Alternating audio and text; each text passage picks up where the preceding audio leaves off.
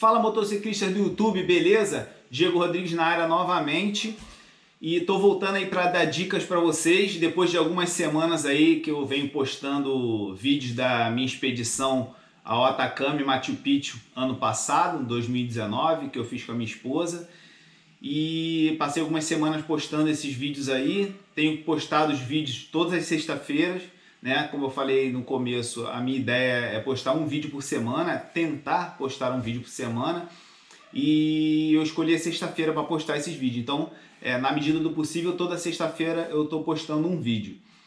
E nesse vídeo eu vou tentar responder a seguinte pergunta: eu preciso de uma Big Trail para viajar? Preciso de uma moto de alta cilindrada para viajar?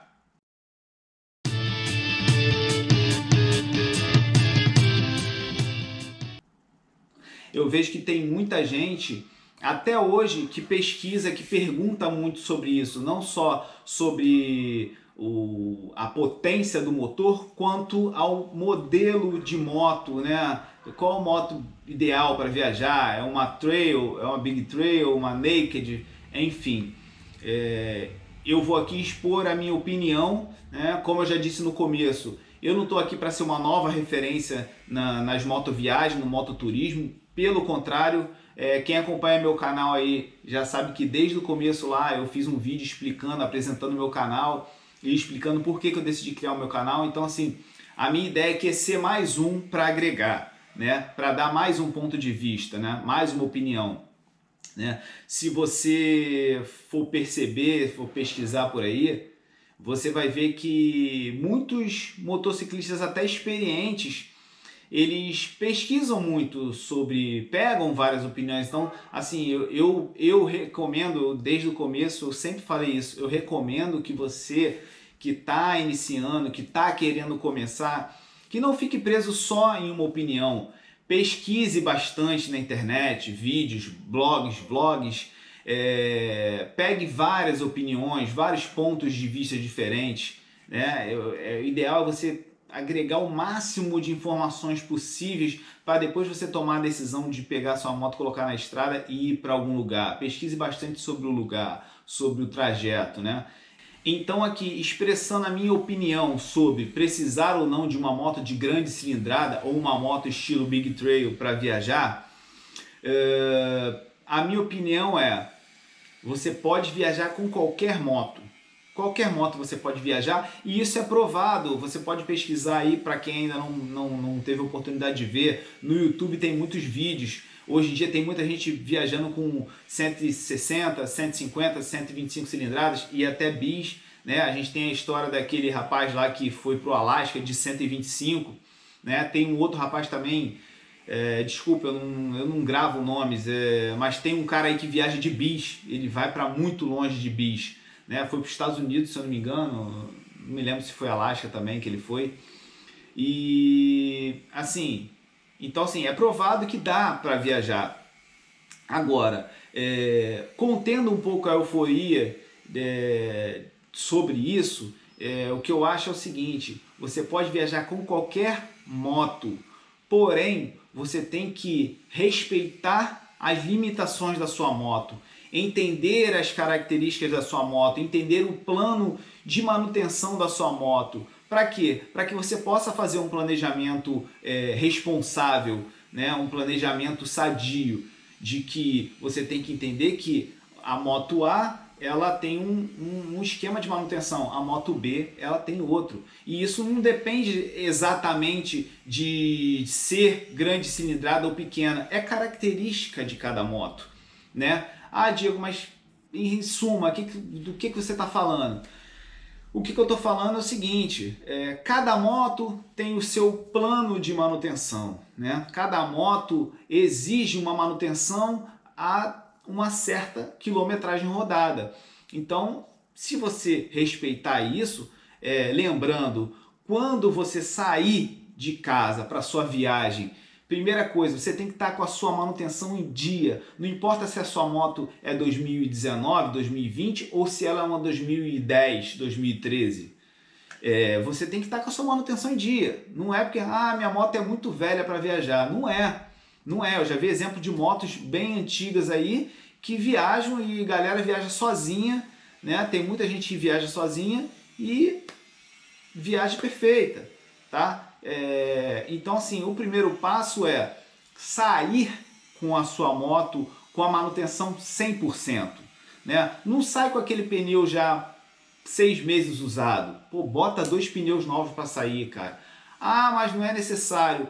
Cara, tira o seu pneu que está em uso, guarda, bota o pneu novo. Depois, quando você voltar, quando aquele pneu que você botou para viajar acabar, você volta a usar aquele que você estava usando, que ainda tá bom para rodar pela sua cidade, por perto da sua casa, mas que para viajar seria ruim, porque talvez você teria que encontrar em algum lugar uma loja para trocar e de repente, dependendo do lugar que você vai, você não vai achar e você vai arriscar o seu pneu a estar furando aí no meio da estrada à toa. Então assim, sair com a moto com a manutenção em dia 100% é o ideal, né? Para mim, não é nem que é o ideal, é o básico. Antes de eu sair, eu coloco 2 pneus novos, eu faço toda a revisão, troco óleo, troco pastilhas, coloco tudo novo, que é para sair com mínima preocupação possível, né? O planejamento ele tem que existir de maneira a você evitar ao máximo os problemas. Então, tentando responder a essa pergunta, se eu preciso de uma moto grande ou não, isso é muito relativo, meu amigo, é muito relativo. Você pode viajar com uma moto pequena, desde que você planeje direitinho a manutenção da sua moto, respeitando as limitações dela. Você vai traçar no seu mapa lá quantos em quantos 1000 quilômetros você vai precisar fazer o quê, seja trocar um óleo, seja trocar uma pastilha, né? E vai estudar o mapa, avaliar, eu vou estar em tal cidade, eu vou estar completando tantos 1000 quilômetros e eu vou precisar trocar o óleo. Lá eu consigo trocar o óleo? É uma cidade que me dá uma estrutura para eu fazer isso? Ah, Diego, mas você pode levar o óleo para você mesmo trocar. Pode. E aí que entra a grande questão.